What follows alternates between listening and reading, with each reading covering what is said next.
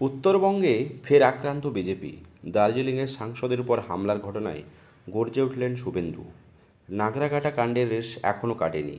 ত্রাণ দিতে গিয়ে আক্রান্ত হয় শিলিগুড়ির বিজেপির বিধায়ক শঙ্কর ঘোষ ও উত্তর মালদার সাংসদ খগেন মুর্মু। সেবারের অভিযোগ উঠেছিল তৃণমূল আশ্রিত দুষ্কৃতীরাই বিজেপি নেতাদের উপর হামলা ও মারধর চালায়। আলিপুরদুয়ারে ত্রাণ দিতে আক্রান্ত হয় কুমারগ্রামের বিজেপির বিধায়ক মনোজ কুমার ওরাও। এবার দার্জিলিংয়ের সাংসদ রাজু বিস্তার কনভয়ের হামলায় অভিযোগ সরগরম রাজ্য রাজনীতিতে। আর তা নিয়েই সুর চড়ালেন রাজ্যের বিরোধী দলনেতা শুভেন্দু অধিকারী। শনিবার বিকেলে সুখিয়া পোখরির কাছে এক হামলার এই ঘটনা ঘটে। জানা গিয়েছে, শনিবারে দার্জিলিংয়ের সাংসদ রাজু বিস্তা দার্জিলিং জেলার রিম্বিক ও লোধামা এলাকায় ভূমিধস কবলিত অঞ্চলের পরিদর্শনে গিয়েছিলেন। ফেরার পথে অজ্ঞাত পরিচয় দুষ্কৃতীরা তার কনভয়কে লক্ষ্য করেই ইট পাথর ছোড়েন। ঘটনায় কোনো মতে সাংসদ রেহাই পেলেও কনভয়ের গাড়ির কাঁচ ভেঙে গুঁড়িয়ে যায়। ঘটনার পর সাংসদ বলেন, আমার গাড়ি লক্ষ্য করে পাথর ছোড়া হয়েছিল, তবে সৌভাগ্যক্রমে গাড়িতে আঘাত লাগেনি। পিছনে থাকা গাড়ির কাঁচ ভেঙে যায়। তিনি আরও জানান, এই হামলা কেউ আহত হননি। এই বিষয়ে ইতিমধ্যেই থানায় অভিযোগ দায়ের করা হয়েছে। রাজ্যের পরিস্থিতি নিয়ে ক্ষোভ উগরে দিয়েছে বিজেপির সাংসদ। বলেন, রাজ্যে যা চলছে তা লজ্জাজনক। পাহাড়ের মানুষের বোঝা উচিত, হিংসার রাজনীতিতে কেউ লাভবান হয় না।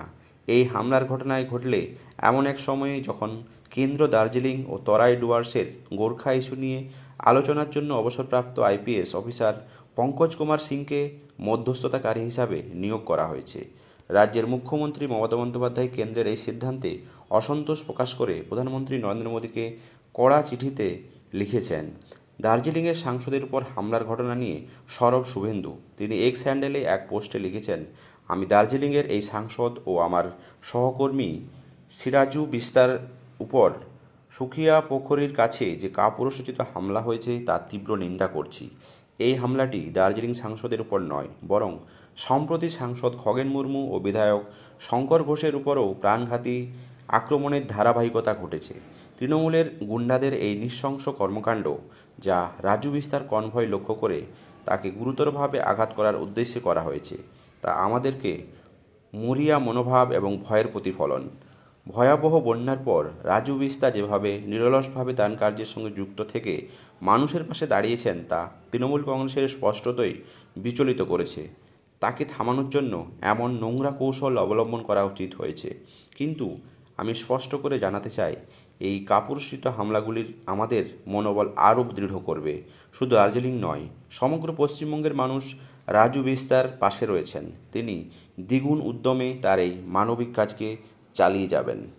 দর্শক, উত্তরবঙ্গে বন্যাত্রাণের পরিস্থিতিতে যেভাবে বিজেপির সাংসদ এবং বিধায়কদেরকে একের পর এক পাথর ছুঁড়ে তৃণমূল আশ্রিত দুষ্কৃতীদের দ্বারাই বারবার আক্রমণ করা হয়েছে, এই রকমই নিন্দনীয় ঘটনা রাজু বিস্তার উপরেই করার চেষ্টা হয়েছিল।